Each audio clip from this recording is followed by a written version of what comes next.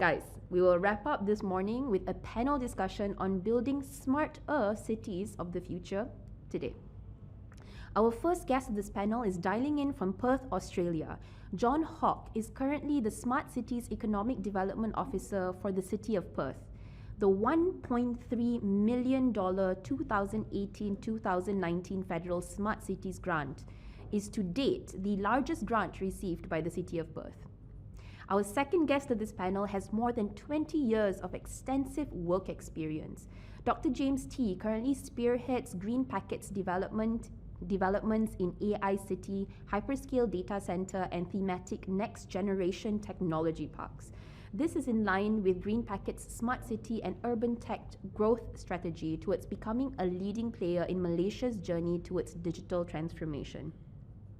Our third guest of this panel is dialing in from Jakarta, Indonesia.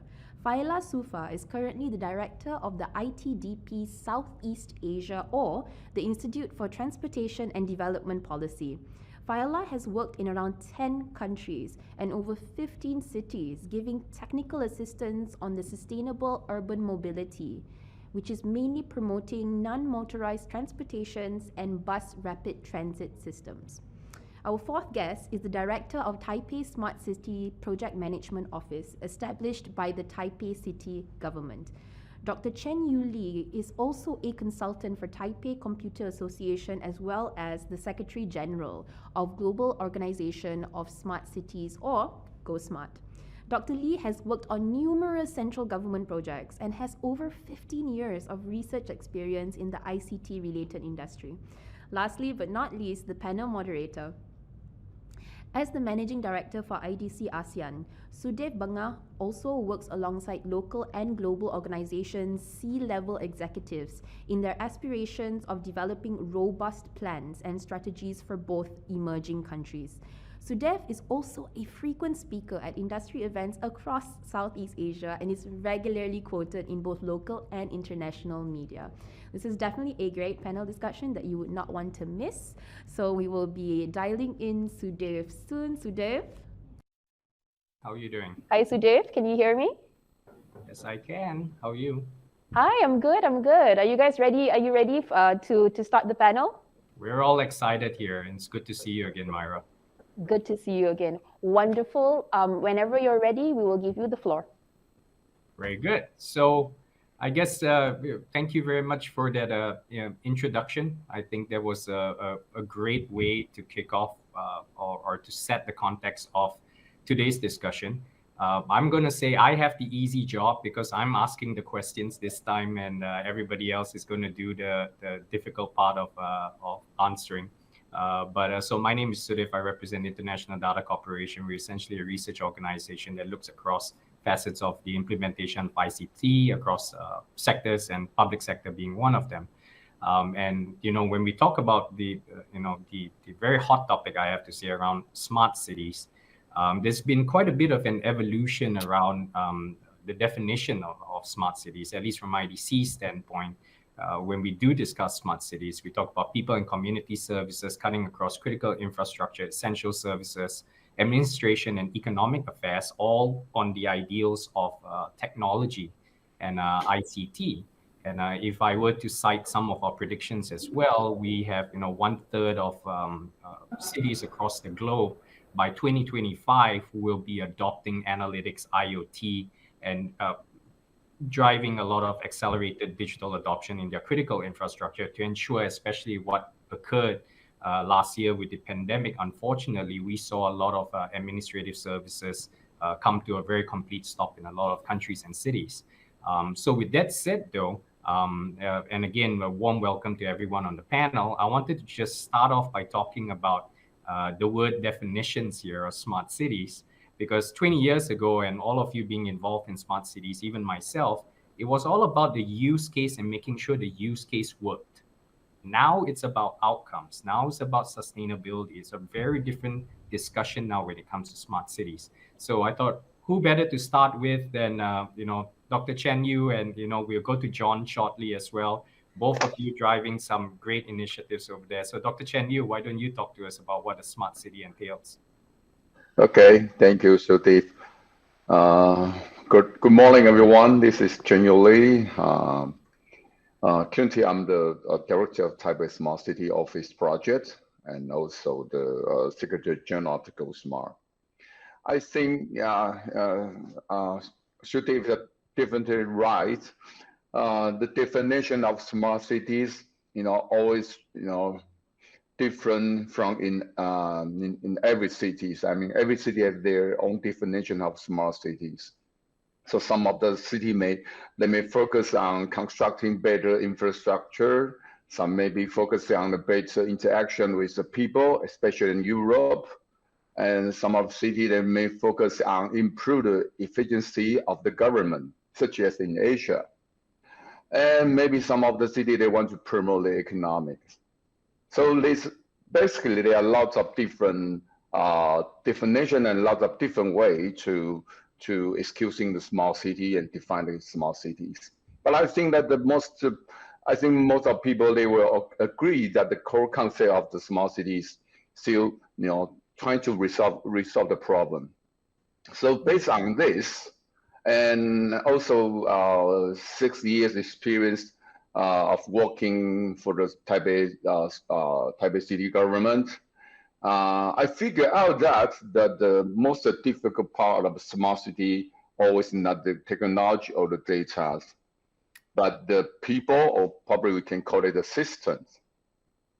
The reason I told that because we spend lots of in the past 6 years we spend lots of time to deal with every department, every agency, and deal with lots of stakeholders from private sectors, and we always ask ourselves what exactly we can benefit with this technology when some of the private sector they propose those are very fantastic solutions.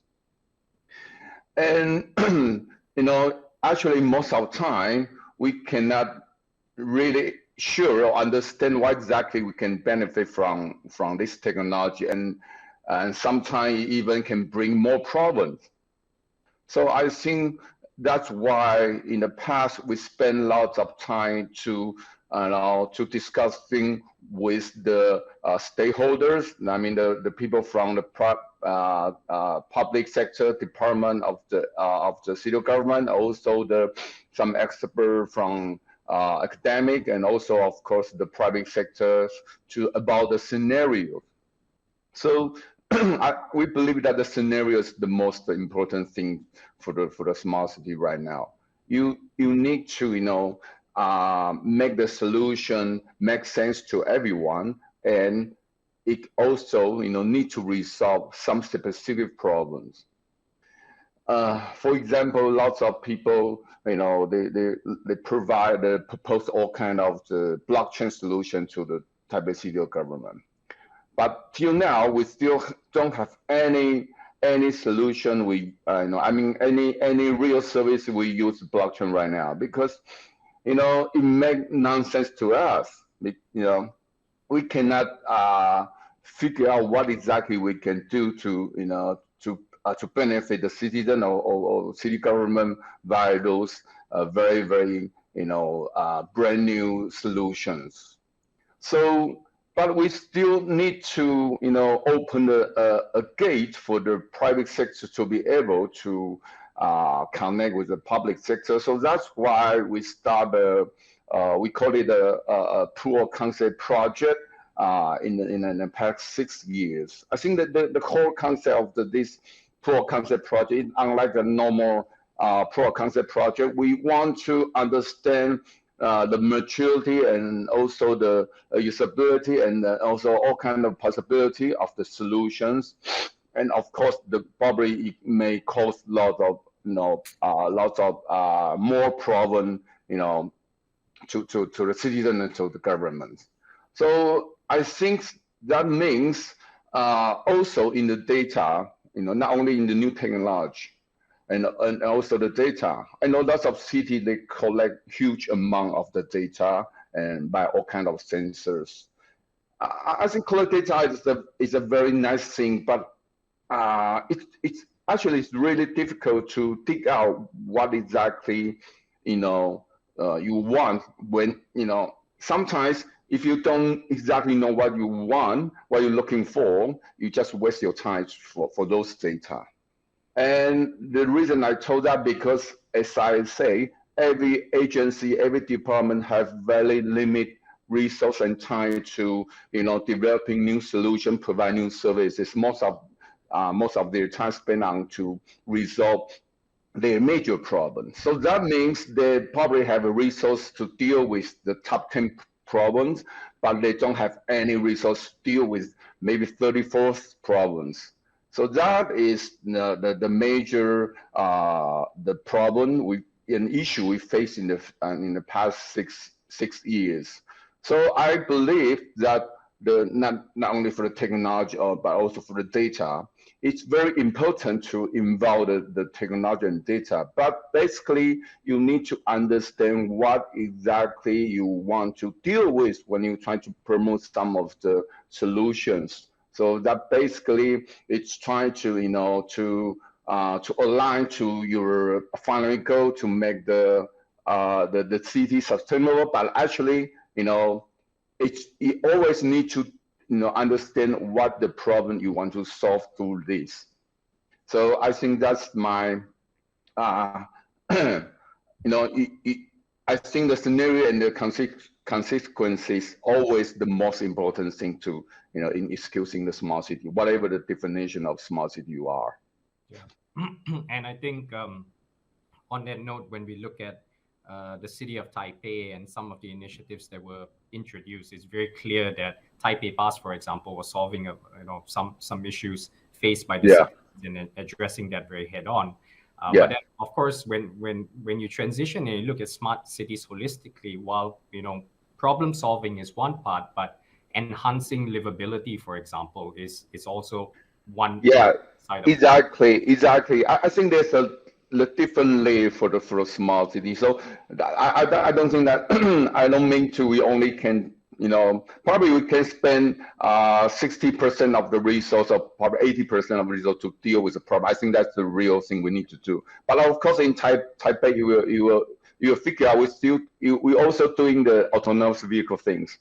But probably it will it might happen in 5 years later. But we still will spend lots of spend little of the resource to explore the future. That's for sure. But I think that the core, because it's about the ratio. Lots of too much city they spend too much resource to to the new technology. But I believe that the city then doesn't feel anything about that.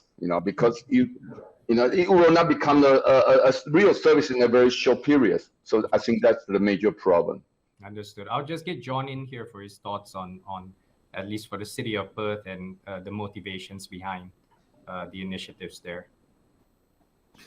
Thank you, Sudev. Firstly, good morning to all the viewers and distinguished guests. It's a quality panel, and we're privileged to be part of it. Dr. Chen-Yu, I think you've captured a lot of really relevant points there. To summarize for the city of Perth, I guess we focus on 3 principles and 1 direction. The principles won't be new to your audience: sustainability, livability, and prosperity. So we test all of our projects against those dimensions, and some achieve more or less. The third aspect is really about decision support. And I think this talks to the current crises of our time. So COVID, climate change, digital access, the wealth gap, employment opportunities. So we see smart cities helping to inform solving today's problems. What is it that we're working on as a city right now? So that means it's not just the city, but our academic partners, absolutely our citizens. What are they concerned about? What are they feeling? What do they need? And of course, our industry and commercial partners, people like IDC. So sustainability, livability, and prosperity, all working towards making better decisions to solve today's problems. That's how we see the direction. And I just wanted to talk about if you can actually discuss a little bit more in terms of your sustainability initiatives. And I think I want to get Faela in as well, because Jakarta versus Perth, I think you might be grappling with a few different issues there, or scale of issues rather. But John, perhaps you can elaborate a little bit on the sustainability discussion. Wow, that's a big topic. So I guess we will try and, there's many different places you can start. We've recently done a very successful project in water conservation. So obviously we're a very dry climate here, we're an arid climate. And so we've done a big project to use smart technology to automate our irrigation system. And we actually have an AI engine which loops back into what each individual park and garden needs. We've got 109 parks and gardens, and so they all get exactly the water they need. The nice thing about that is we're getting spin-off benefits. So we're getting less pollutants in the rivers. But it's much more than water. There's electricity, there's carbon emissions, the whole range. I think there's smart technologies is really well placed to help provide new solutions to this area. But I'm interested to hear what Faela has come up with as well. I'd love to hear what you guys are doing. It's a great thing about smart cities is you get to sort of look at other people and like, oh, that's a good idea. I'll do that.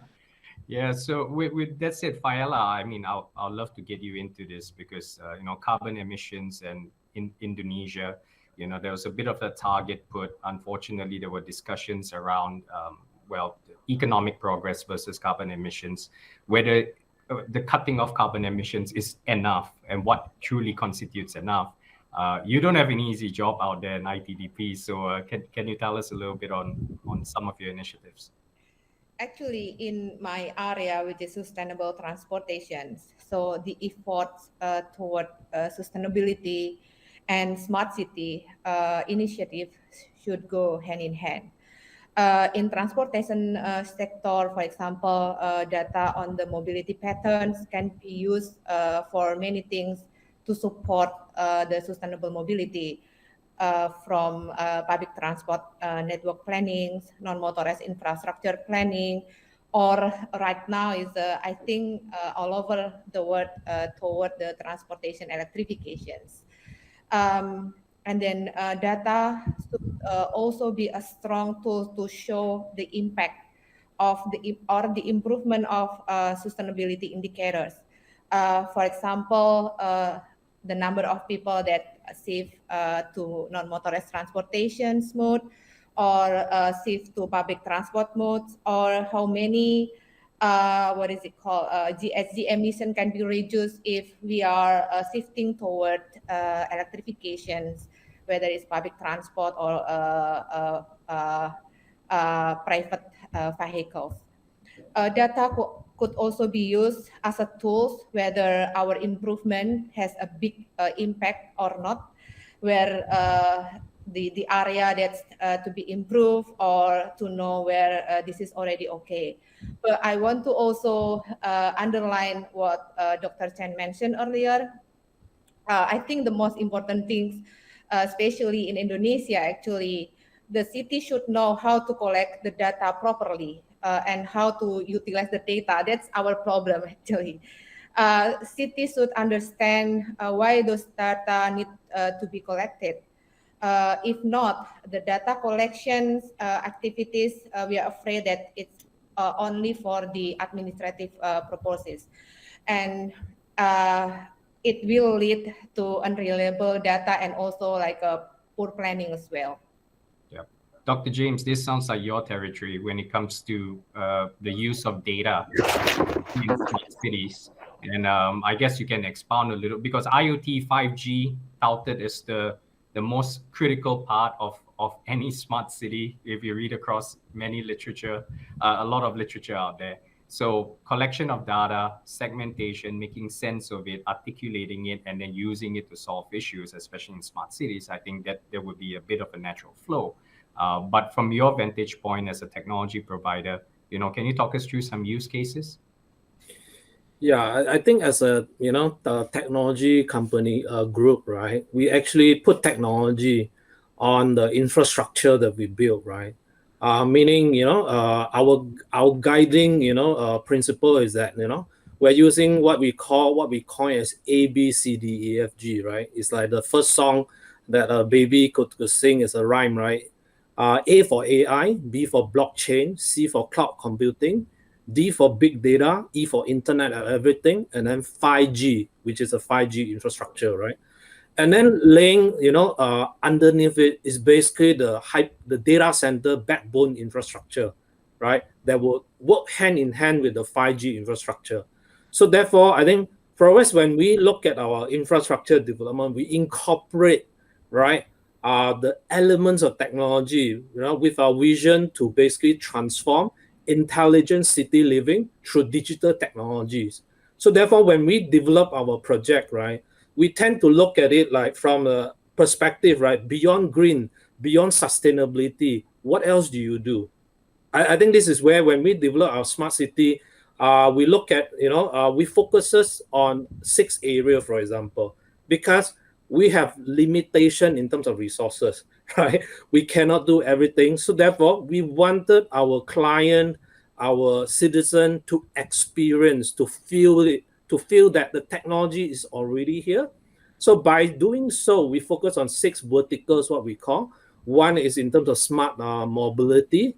I think I think Dr. Chen talked about autonomous vehicle. That's one area of our focus. Secondly, is in terms of smart logistics. I think drone technology is something that in Malaysia we have one of the world largest drone company in the world that we are working with, right, to push the boundary in terms of the drone technology from the logistic point of view. And then you have smart education, smart healthcare, smart city, as well as smart manufacturing, because Malaysia traditionally has a strength to, as a semiconductor manufacturing hubs. So therefore, we want to work on the strength that the government already have, and we work with through public-private partnership, through government-linked companies.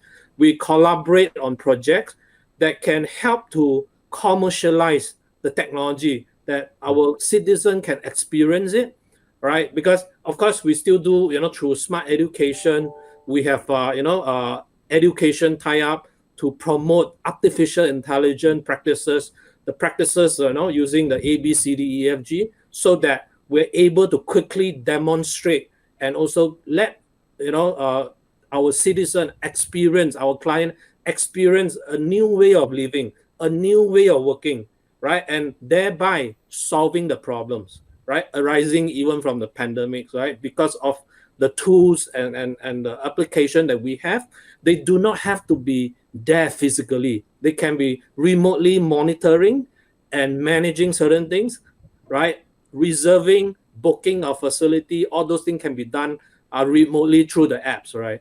I think all these are part of the way, to automate, to make things simpler by automating it. And of course, it's just not about putting physical things into the digital world. It's about changing the processes, changing the SOP, because without which you're not able to give a totally new experience. Through the use of PropTech, FinTech, and AI technologies, we're able to deliver that a truly new experience to our customers. So, Dr. James, you brought up 2 points that resonated quite a bit with me. I think it relates to points that Dr. Chen-Yu and Faela brought up as well. One was around obviously data as a fundamental, but also around mindset as one of it, and the change of SOPs and the change of the way whether individuals or sectors or organizations operate within smart cities as well. So I want to get a little bit deeper on those topics, and if I can come back to you, Dr. Chen-Yu, when it comes to mindsets, for example, around data collection and security. I mean, you think of Taipei Pass again, and one of the largest inhibitors from IDC, what we see when it comes to civic engagement or citizen engagement in smart cities is the collection of data, the security around it. Is it safe? Where's my data residing? So maybe you can talk us through that process for you on your side. Okay, basically, it's a very difficult task to deal with the you want to secure for everyone, and also want to physically, and also want to secure the digital rights of in Taipei, we spend lots of effort to deal with that. But actually, there's a couple of things when we're talking about the system and mindset. The first one I like to spend some time to describe that is actually how exactly the government to plan and execute things. I think that's the first thing we need to deal with. So that's one of the system I just mentioned, probably the mindset I just mentioned. So for the public servant, you need to have a different mindset. So we try to use a different system to be able to, revise all the system in very, a short period, very short time that make us can be able to deal with all kind of the problem, include the pandemic. So that's the first thing we need to have. So for the mindset, that's first one is, for the public servant, for the government, we need to have a new mindset to face the new situation. And if we're talking about the security and privacy, actually is a very difficult trade-off. So what we do is we will spend lots of time to negotiate with the public. So for example, in Taipei, actually we are very, very how to say, we spend lots of effort to try to protect the privacy of the citizens. So that means in the past we executing more than 300 smart city projects, but the face recognition is forbidden for those solutions. So that means the privacy of the citizen always be the first priority. But when we're talking about the pandemic situation, we need to understand, need to know everyone's situation. We need to know where is he, and so that means we also need to develop a new solution. We have at the Taipei Pass, that's a real name system to understand and know and then able to track where are they. But we still use some of the very specific process to deal with that. That is, we only keep those data for about 28 days. That's our promise. So for we told to the public that we won't save their data forever. We just keep their data for a very short period to make sure that we can control the pandemic. And during this time probably their privacy will not as usual, but that's the trade-off we need to deal with. So that's what exactly we do in Taipei.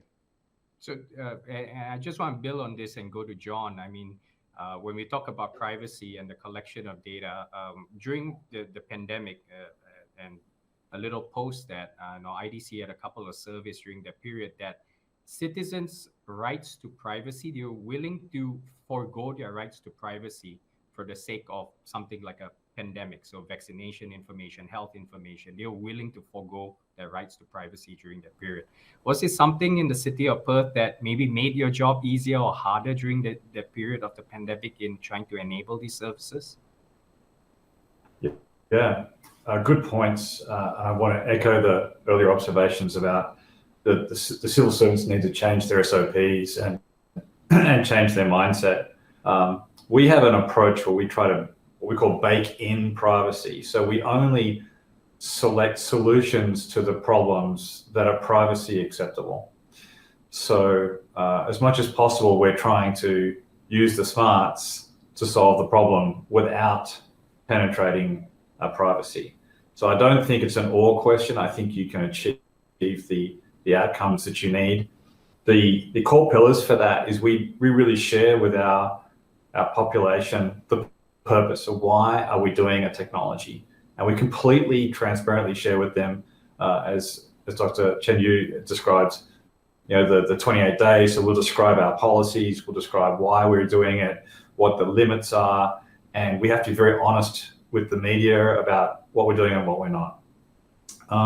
So that transparency and safety by design, if you tell people, it seems to work out quite well. I think people accept it, they get it, but it's all about making better decisions. And we also have worked hard and the pandemic has not hit Perth very hard at all. I want to be very clear.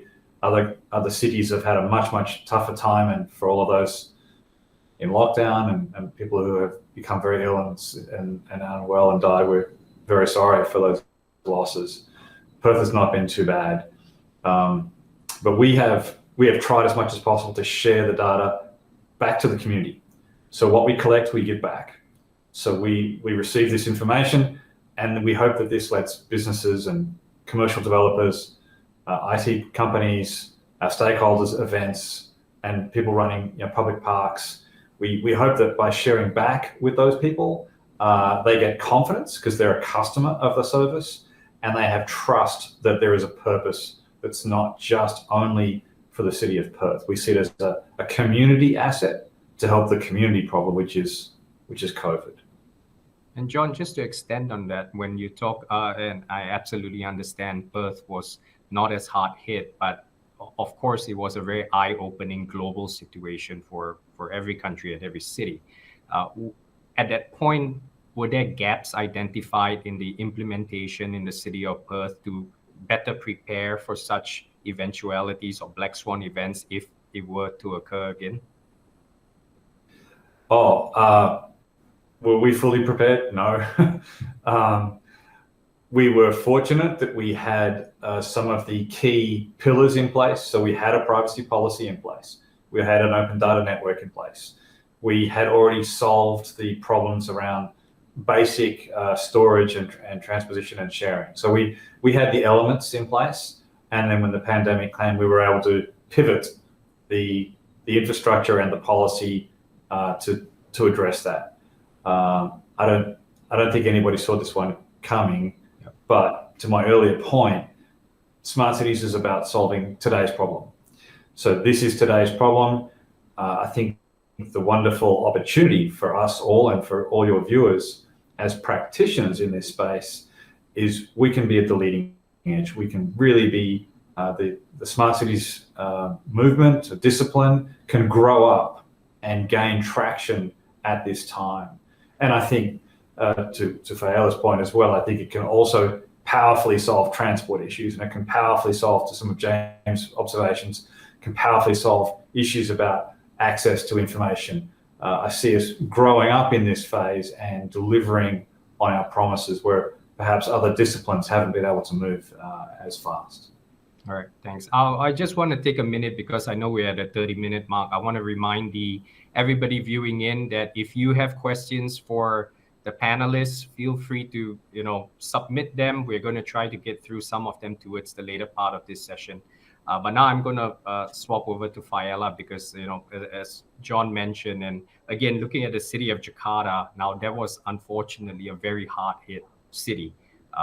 It still is today, a bit prolonged in Jakarta and Southeast Asia in general. But there were some initiatives that ITDP went through during this period to encourage micromobility, for example, and the usage of bikes. Can you talk us through that? And I think if you can help to resonate that across into a densely populated city like Jakarta, moving into such an initiative, that takes a huge mindset shift. So what are the challenges you see on the ground as well? Yeah, thank you. So actually, ITDP has been advocating the usage of bike actually as mobility mode for several years before the pandemic hits. We did technical assistance to transport agency from building the protected bike lane networks, including also bike share initiatives. Although currently there is still on the pilot basis, this year it is planned to deploy around 2,500 bikes at the CBD area of Jakarta. And we also, to make sure that we learn from the prospective user, so we did the user experience survey. So from the survey, we found that the respondent want to use bike because it cut travel times, cheaper and less tiring, especially when we use like the electric bike. And then regarding the development of the city of Jakarta, which is like urban sprawl. We have like metropolitan Jakarta. We also encourage the public transport operators, such as like we have Transjakarta, which has 250 routes, and then we in 2019 the MRT was also operated, and then the LRT, commuter rail. So all of the public transport operators support this initiative by providing the facilities to ensure that people can mix commute. So from their home, which is like outside Jakarta, usually like most of the people they are living outside Jakarta, which is in the metropolitan Jakarta. They can bike from home and then go to the nearest stations, continue their journey using buses or metro to the CBD area, and then they can there is a special car or place in the bus that we can store our bikes, and they can continue their journey using their own bikes, or we provide bicycle sharing station near the public transport area. So the bike sharing system itself is planned to develop with a multimodal mobility approach, where the bikes are used as a sustainable first and last mile mode that I explained earlier from the public transport. And then we also recommended a bike share location to accessible from the transit point. And then on top of that, according to the plan in the future, bike share will be more integrated with other public transport with the only one payment system, and integrated information using the super apps that currently being developed by the city government under the initiative called Jaklingko, which is integrated payment scheme. The initiative is aimed to improve public transport user experience, and then this also can enable the government in implementing transport demand management strategies to shift people to more sustainable modes of transport, because they have planned to have mode share in 2030.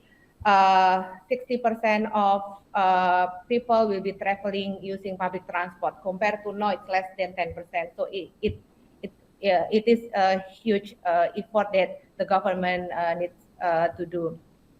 And then as a start, the fare integration that I mentioned earlier using Jaklingko scheme, this integration will be start by integrating between multi-modes of transport with the BRT or Transjakarta, and then the metro, the LRT, microbuses, and also commuter rail. This move requires collaborative planning between institutionals and also multi-operators. And then so that in moving toward seamless mobility and mobility as a service framework, so institutions and other stakeholders cannot work in a silo anymore now. Yeah. And if you can talk a little bit about the citizen challenges in wanting to adapt to that. Do you see citizen challenges in Jakarta in adapting to this? Yes, because we have a lot of stakeholders, and then different stakeholders, for example, transport agency and then police department, they have a different directions. Unfortunately, we transport agency promote people to use bicycles, but on the police department, they ban people to use bicycle along the Sudirman Tamrin, which is the main corridor. So it's a big confusion between us whether because the regulations will be the police department is responsible for the regulation, and then the planning is will be responsible from the transport agency. So there is not match. I think the coordination between the government and all institutions, I think it should be conducted earlier before the initiative will be launched to the public. So the confusion to the citizen in Jakarta will not be exist anymore. That's an interesting point. Dr. James, I have a very big question for you shortly, but on that note, I just want to get John or Dr. Chen-Yu to chime in, because I'm sure that is not a overly unique problem to Jakarta, but being in sync with local authorities, federal, as well as some of the initiatives. Either one of you, if you want to chime in first, maybe you can elaborate on how you overcame that. Dr. Chen, please go for it.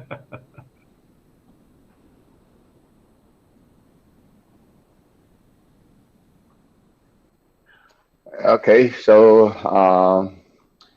actually, I have to, it's always very difficult to convince everyone that thing you want to do, especially in the small cities. And based on my personal opinion, at least half of our project right now, people don't really care about it. I have to say that. So, and for lots of, for some of the cases, people very concerned about their rights, and probably some of the policy or some of the initiative will infect that. But lots of things we've done in the past, actually, not really lots of people care about it. Yeah, so it's a reality. For example, we do lots of things to to make us provide a very clean water to the citizens. So do lots of a very nice solution in our reservoir. Yeah, but people will blame you when the water become dirty, but they will not thank you for have a clean water. So yeah, and I mean, so I think that for the small cities, probably sometimes it's a very, very difficult job, because you need to make lots of conversation, lots of communication with not only to the public, but also to the council and to the lots of different stakeholders. But so I have to say this. It's not an easy way to doing that. So you need to do all kind of possibility to try anything. So that's why we established a fairly acceptable system in 6 years ago, because you always need to try anything to achieve what you want to achieve. Yeah, I would agree with that. It's difficult. The choice of finding a partner or a stakeholder in an initiative can be a creative process. And I spend a lot of my time talking to sort of anybody, what are the problems they want to solve, and trying to find the opportunities to solve it together. If we're working side by side solving a problem, then we're probably going to solve it together. But if the other partner or commercial organization or the different layer of government doesn't think it's a problem, well, unfortunately today we're not going to be successful with that partner. It just means I need to find a different council, a different company, a different layer of government that does have the same passion to solve that problem. It's a creative process. It's not linear, and it's not as scientific as we would like. But the reality is these are humans, and they all have different passions and interests. But I echo the comments earlier. It's challenging to find the right people. And as soon as you have a conversation with 2 or 3 organizations, unfortunately, you find out you forgot the 3rd or the 5th or the 9th. And there's always somebody else who wants to be part of the conversation. But that's the challenge, that we're solving new problems. And we should be happy that this is, if it was easy, it would already be done. We are now working on the tough stuff, and that's a great opportunity. Yeah, you're spot on that comment. And Dr. James, this is a good time to bring you in, because you might have additional comments to the initial question, but I also was hoping that you could relate it a little bit more to a larger agenda, especially when we talk about Malaysia and we talk about the 4IR, the infusion of technology in everyday lives and into sectors, and the need to drive a digital economy. When we talk about smart cities, we talk about the resolution of issues, civic engagement, for example. Now we talk about economic sustainability. Is this the larger discussion for smart cities? Is a digital economy smart cities?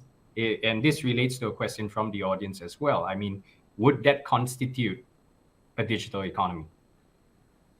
Yeah, I think the quick answer is part of that, right? Because I think if you think of digital economy, if you look at in the region, right, I think it's expected, digital economy is expected to contribute to about 1/5 of a quarter of the total economy in some of the regional country in ASEAN.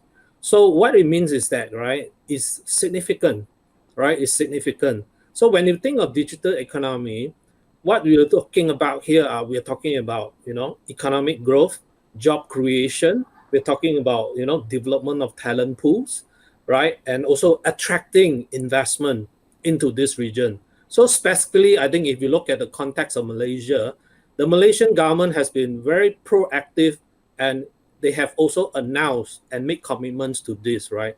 For example, I think the most recent one is My Digital announcement under Cloud First policy, where the government of Malaysia has made a commitment that over the next 2 years, 80% of the government public data, right, would migrate into a hybrid public cloud, and then 100% within 5 years. What a statement, right? I think that is a very strong push from the public sector to really migrate towards, the cloud instead of on-prem, right? But of course, certain data that are ultra sensitive that would still be kept, on-prem, right, on premise itself.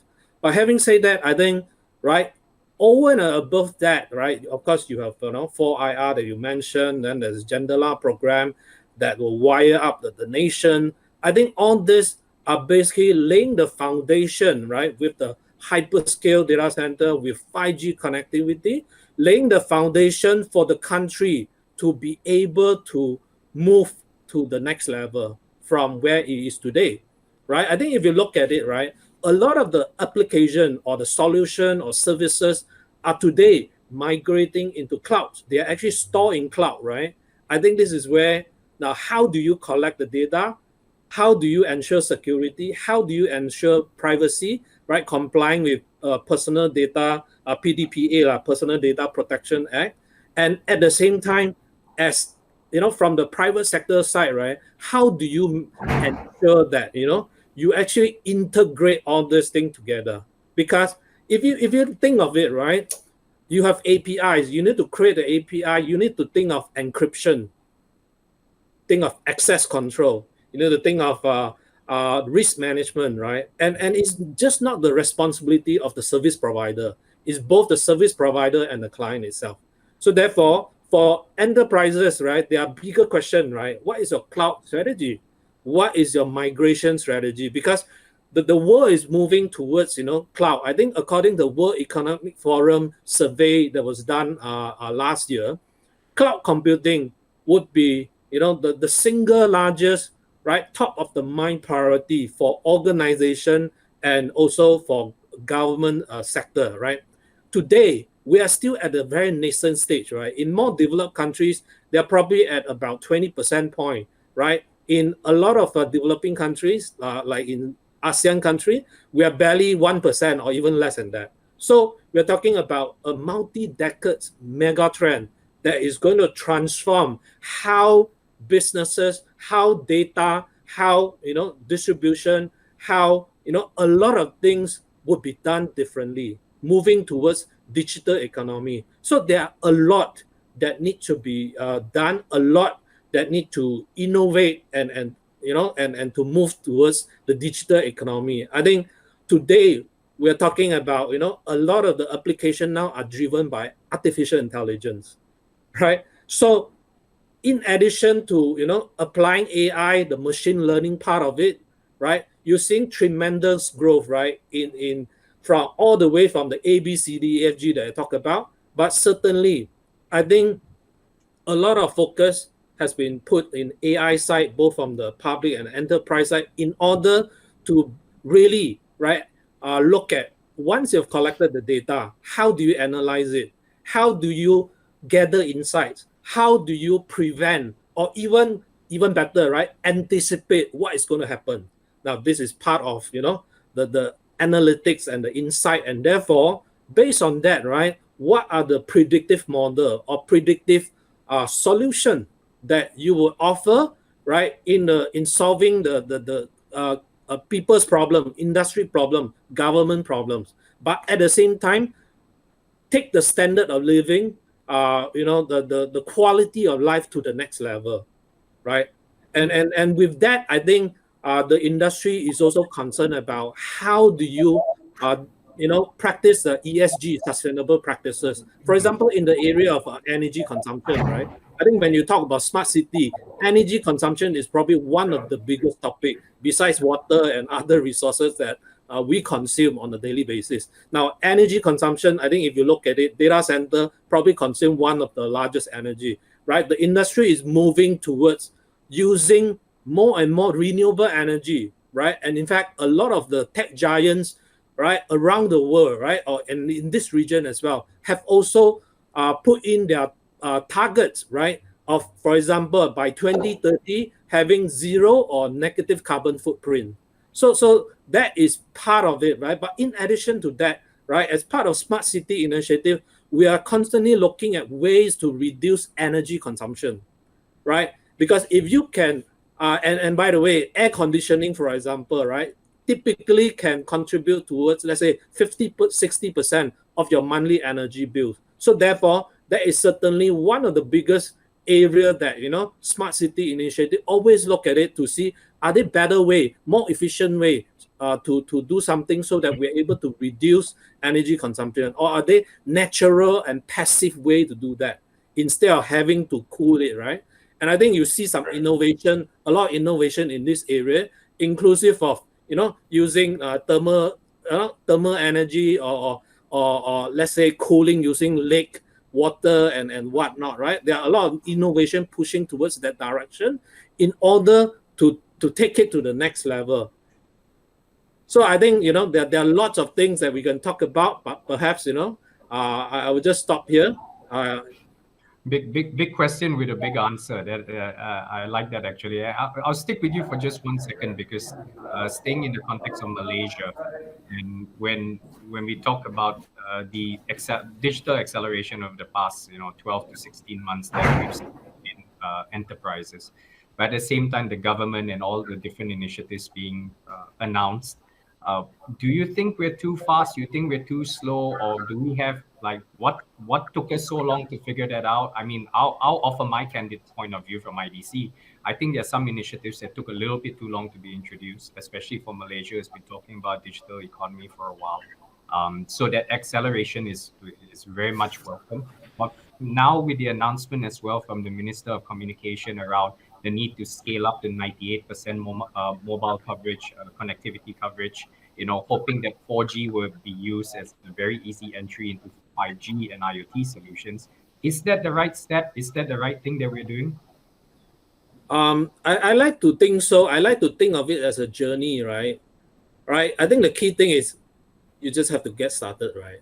Yeah. Now, where you start, how you start, is this the right timing? If you don't start now, 5 years later, when you look back, then you think that, oh, I should have started 5 years ago. So I would say this is the right timing, right? I think the question is, we set a clear target, we move towards that, right? And then we put in plans, put in resources to achieve that.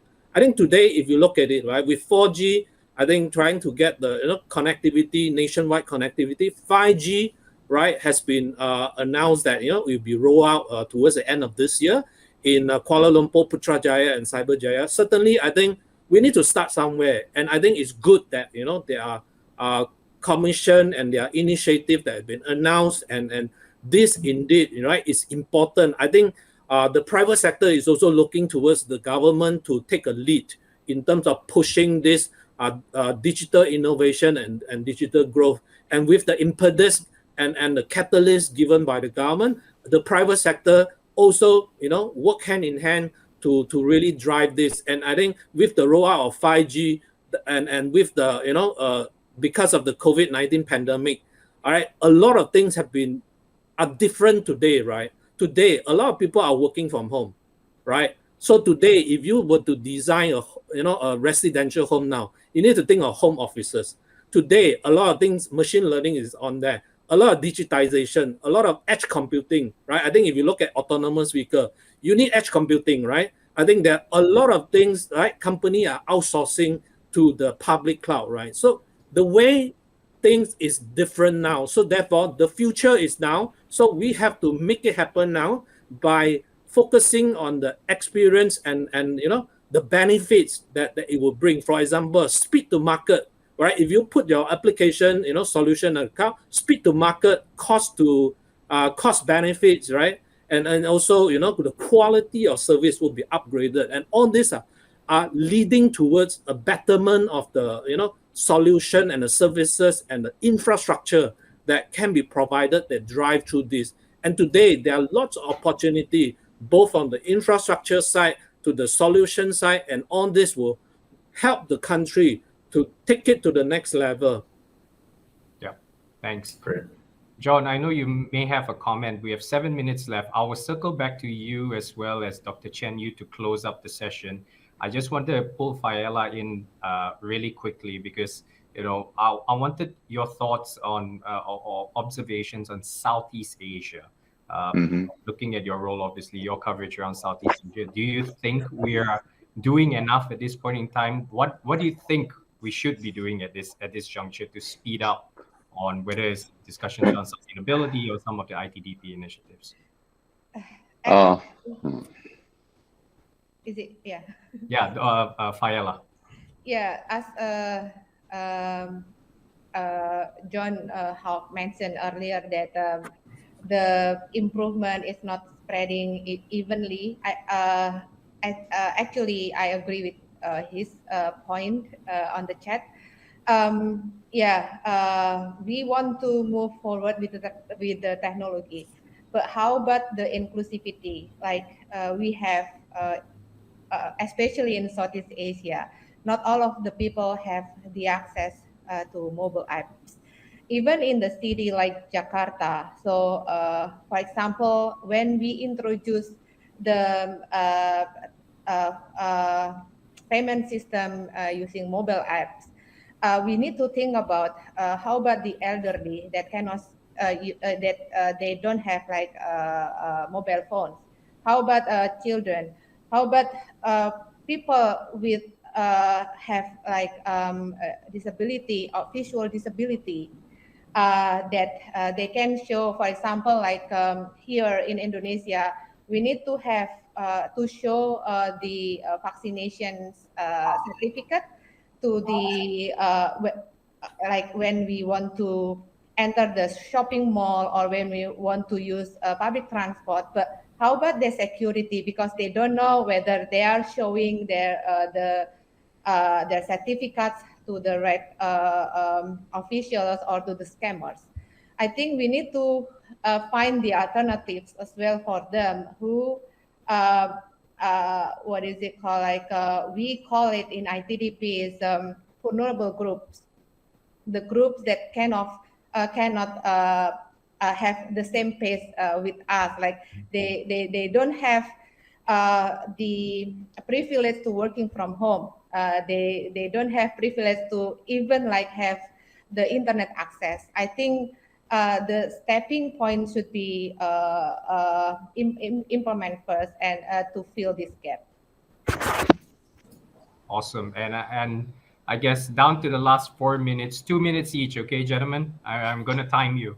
But I have a question from the audience I wanted to bring up, and I just want to infuse it with some of your final comments around smart city initiatives. But one of it was around listing out the types of data that a city would collect, as you embark on civic engagement and the type of initiatives you have. I'll start off with John and close off with Dr. Chen-Yu. Listing out the types of data, well, that's a pretty infinite question, and the data types are emerging. It's not a snapshot now. We're on a moving journey, and the ground is moving with us. So I think the fundamental principles of data collection is transparency, share it with the public, and make sure you're clear with your purpose. To James's point earlier, I think the future is unevenly distributed. The future is here. And if we can talk to our colleagues and our friends in industry and academics and other councils what they're doing, and learn and leverage from their outcomes through wonderful forums like this, then we can bring that little bit of the future from somewhere else and make it real in our location. Faela's point is very real. There's a risk that we leave some people behind, and that would be terrible. I think we need to give equal attention to making sure that we can benefit all of our community evenly. I think I've got my 2 minutes on the mark. Thanks, John. Dr. Chen-Yu. Okay, thank you. I think John already gave very clear point for the data, so I probably spend some time talking about the private-public relationship and also the infrastructure. It's very lucky for Taiwan. We have very mature infrastructure for the power and also for internet connectivity. So it's not a problem for us, but I believe it's probably in most of countries they have a very serious problem to provide 100% coverage of the internet. So as I mentioned in a very early beginning, I believe that the core concept of the smart city is to resolve the problem. So and that means every city has their problem. So for Taipei, infrastructure is not our problem. But I believe in most of cities, they face a very serious infrastructure problem. So I think that one of the very useful tools is to, try to make the private to work with the public. Even in Taipei, we still have lots of programs that work with the private, especially for those companies, they are looking for profit. So yeah, so I think that the final thing I want to tell is, you always don't have enough resources to do everything. So you need to, partner with everyone to, help everyone to achieve your goal. Okay, so that's my comment. Thank you. Fantastic. You're bang on. It's top of the hour. So with that, ladies and gentlemen, I would like to thank all of you for tuning in, and to the panelists, Faela, John, Dr. Chen-Yu, and Dr. James. Thank you so much. And, we hope this was an enlightening session. So with that, back to you, Myra. Thanks, Sudev. We hope that you have enjoyed the first power panel of the conference as much as we did. Thank you so much to John, Dr. James, Faela, Dr. Lee, and Sudev for such an insightful and engaging discussion.